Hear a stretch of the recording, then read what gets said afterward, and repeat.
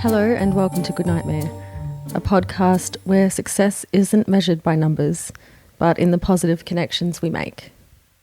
Today's episode is a different one than normal. It's an interesting and a brutal case, but it also looks at the sensationalization of true crime and the birth of true crime as a means for entertainment. In fact, you could say that it's the birth of what allows us to do podcasts or enjoy the ID channel. It was the first instance in America where true crime became entertainment.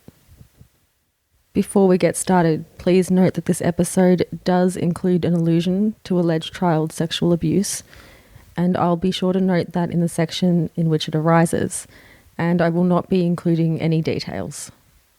Please listen with caution, or if you prefer to switch off or skip any sections of the podcast, I will completely understand. Health always comes first. As stated in the introduction, today's episode covers an American case which could be called the first instance of true crime entertainment. The details of this case were widely reported and sensationalized by mass media, which led to a confusion of facts and details, and in some cases, entirely fictional theories and tales were made up to explain the case and the people involved, but they were presented as truth. It's important to note that there is a difference between sensationalization and simply reporting. Reporting involves presenting the facts of a case without bias or with minimal bias, as it's near impossible to be human and not be biased, such as a news report that simply details what occurred, who was involved, and when and where it happened. Sensationalizing can involve twisting the facts, creating unfounded theories, and over-reporting. Something that we do see a lot in mass media today. How often do you switch on a news station and see the same case being reported on every 20 minutes, even though there's no updates? There may be speculations, or it may just be to keep the case fresh in people's minds, even when it doesn't serve a purpose. The case of Helen Jewett's murder is the first instance in America where a crime wasn't simply reported, but it was front-page news, with the saga continuing on over several days, including trial reports. This was unprecedented before her case, and I'm unsure why this case was picked up specifically, but perhaps you may have some theories of your own. Prior to this, most crimes were reported somewhere in the back pages of the newspaper and would rarely have more than a line or two follow-up. I even remember when I was younger, if there was a case about criminal activity and you wanted to see any updates, you'd have to go to the back of the newspaper as it became less relevant, and you might find just one or two lines stating when the trial took place and what the outcome was.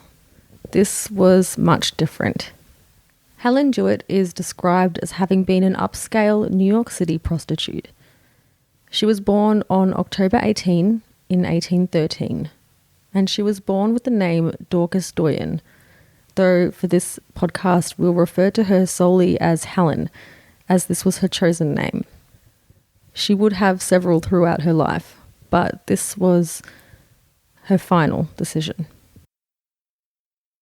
She was born in Temple, Maine, to an alcoholic father and a mother who would pass away when Helen was only young. At the age of 12, she was employed as a servant at the home of Chief Justice Nathan Weston. Please skip ahead about 20 seconds if you would like to skip this section, as it may involve upsetting content that was mentioned in the introduction. During her time under Weston's employment, Helen was said to have developed into, quote, a sexually assertive young woman. And upon turning 18, she fled the home at the first opportunity. There'll be no further allusions to sexual assault, especially against a minor, from this point onwards. At 18 years old, Helen moved to Portland, Maine, and began working as a prostitute under an assumed name.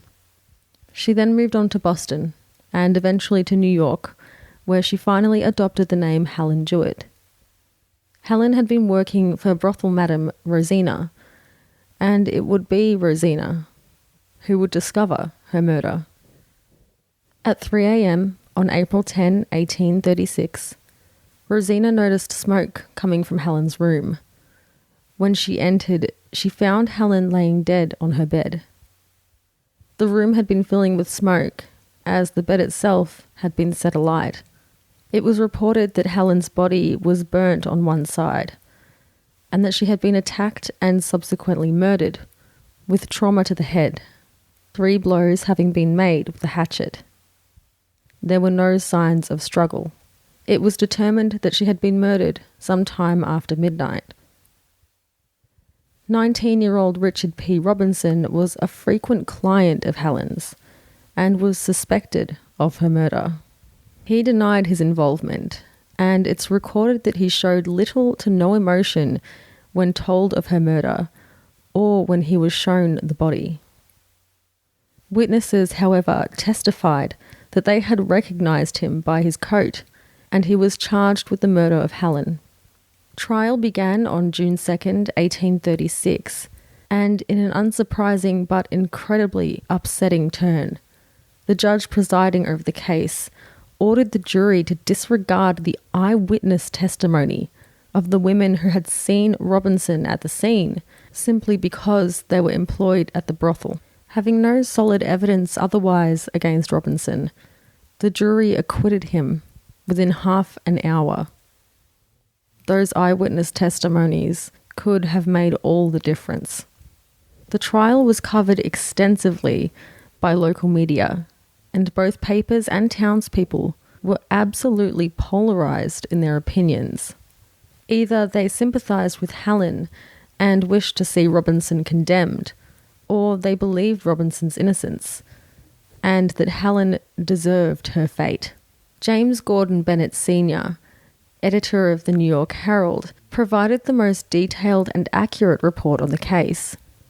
The New York Herald was of the opinion that Robinson was the victim of a conspiracy between Madame Rosina and the police. Though his reporting was accurate, he did heavily exploit the violent and sexual aspects of the case. This would be considered sensationalism.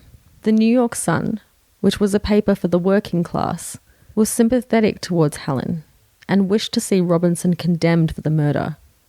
They claimed Robinson had called on wealthy family members to buy his acquittal. It was not until after the trial had ended that personal letters Robinson had written were made public, in which there was incredibly incriminating evidence. He had shown himself to be perfectly capable of sexual deviancy and violent acts.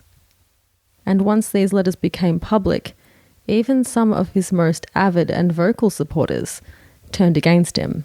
However, none of this was able to affect his fate, since he had been acquitted by a jury of his peers. He went on to become a well-respected frontier citizen in Texas once the case was closed. In 1949, George Wilkes published a fictional account of the lives of both Helen and Robinson in his serial, The Lives of Helen Jewett and Richard P. Robinson, which was published in the National Police Gazette. Obviously, nowadays we could not imagine such tales being produced and presented in such an official media source, especially not one amongst the very people who are supposed to put these criminals away. Though if you've ever been on Tumblr, you know as well as I do that it's even more prevalent now, and these people tend to flock to each other. God forbid you show a female presenting nipple on the site, but if you want to write glorified fanfic about shipping Dylan and Eric while posting pictures of them wearing flower crowns and calling them victims, you can go right ahead. I don't think I need to explain further how I feel about that. or how I feel about the eyewitness testimonies of honest working women being thrown away simply because of their employment. In cases such as these, where the media sensationalizes and over-reports to the point where it polarizes a town, it's unlikely that justice will ever be served. It's unlikely that you'll have jurors that are able to make judgments without bias. Where do you think the difference lies between sensationalizing a case and simply reporting on it, such as in podcasting? I know there are a couple of podcasts I can think of in particular where I would say it's definitely sensationalizing. I don't want to step on any toes by mentioning too much about gratuitous use of 911 calls during people's darkest moments, but I think that falls under sensationalizing. I hope you enjoyed this episode. I know it was probably a little bit different and maybe a bit more candid than my usual episodes, but it has been a long day. That being said, if you would like to get in touch with me via email, you can reach me at goodnightmare_s@outlook.com or on Instagram or Twitter at goodnightmare_s. Stay tuned for a promo from another great podcast that I think you will definitely enjoy. And remember to take care of you. Until next time, sweet dreams.